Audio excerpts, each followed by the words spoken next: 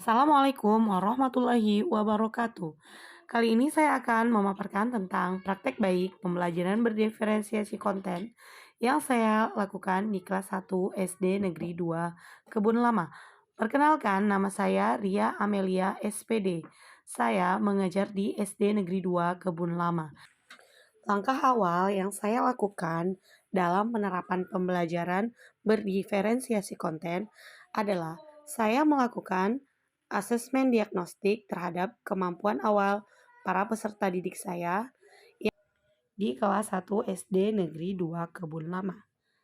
Kemudian, saya membuat LKPD berjenjang berdasarkan kemampuan awal peserta didik, yang selanjutnya saya konsultasikan dengan rekan sejawat saya untuk menyempurnakan LKPD yang dirasa masih kurang. Kemudian, pengembangan LKPD berjenjang ini digunakan berdasarkan perbedaan atau diferensiasi konten berdasarkan perbedaan kemampuan awal siswa, kesiapan belajar, minat belajar, dan juga gaya belajar siswa sesuai dengan kebutuhan siswa. Langkah selanjutnya, pada pembelajaran ini, guru menyusun modul ajar dengan diferensiasi konten. Pada praktek pembelajaran dengan perbedaan konten, guru menyusun kelompok sesuai dengan kemampuan masing-masing peserta didik. Kemudian diferensiasi yang akan diterapkan yaitu melalui materi ajar dan lembar kerja peserta didik sesuai tingkat kemampuan serta asesmen yang berbeda sesuai tingkat kemampuan peserta didik. Sebagai kegiatan pemantik, guru memberikan game yaitu mencocokkan gambar dengan bacaannya. Siswa diminta satu persatu ke depan untuk memainkan game mencocokkan antara gambar dan bacaannya. Kegiatan ini dilakukan untuk memancing minat siswa dalam kegiatan belajar. Siswa terlihat antusias dan semuanya ingin maju ke depan. Setelah kegiatan game dilakukan, kemudian siswa dibagikan LKPD sesuai dengan kebutuhan atau kemampuan awalnya masing-masing. Ada 3 jenis lembar kerja peserta didik yang disiapkan oleh guru. Lembar kerja peserta didik tingkat 1 yaitu menuliskan huruf-huruf.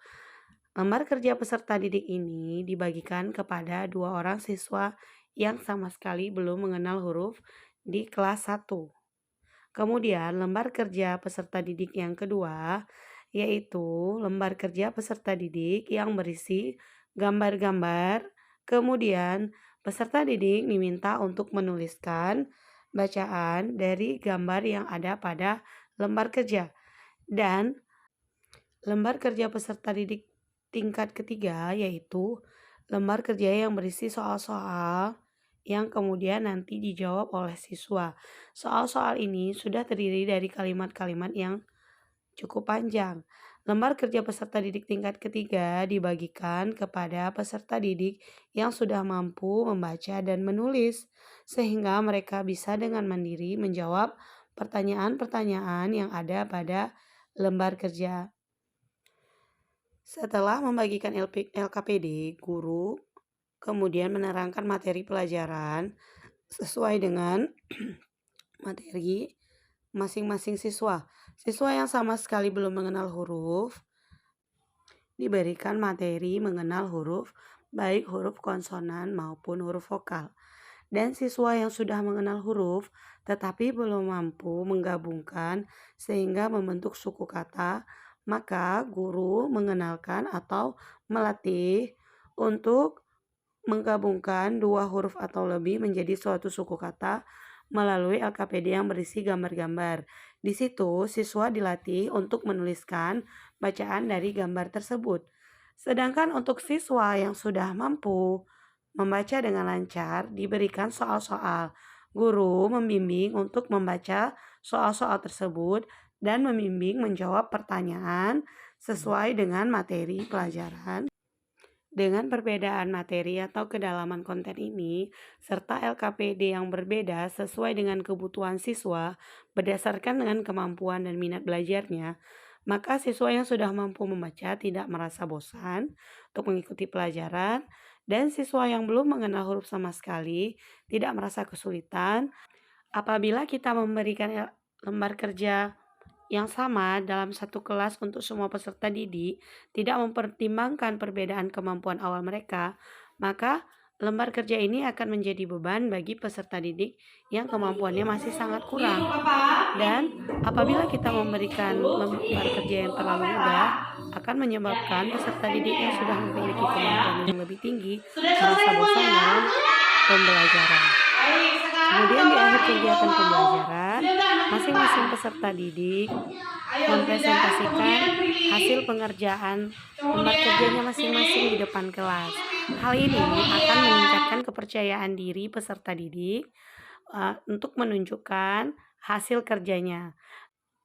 Guru memberi penguatan dan juga memberikan semangat untuk semua peserta didik, sehingga semua peserta didik merasa dirinya mampu untuk mengerjakan tugas yang diberikan oleh guru.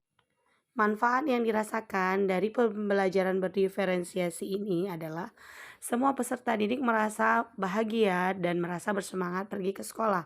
Tidak ada lagi peserta didik yang menangis dan tidak ada lagi peserta didik yang tidak mau pergi ke sekolah karena merasa pelajaran di sekolah sangat sulit.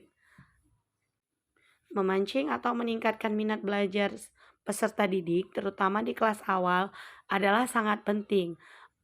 Kebahagiaan dan kegembiraan di masa-masa awal sekolah merupakan suatu motivasi yang akan berkelanjutan di masa yang akan datang bagi peserta didik. Apabila peserta didik dapat menikmati kegiatan belajar, maka semangat belajarnya akan terus bertumbuh seiring berjalannya waktu.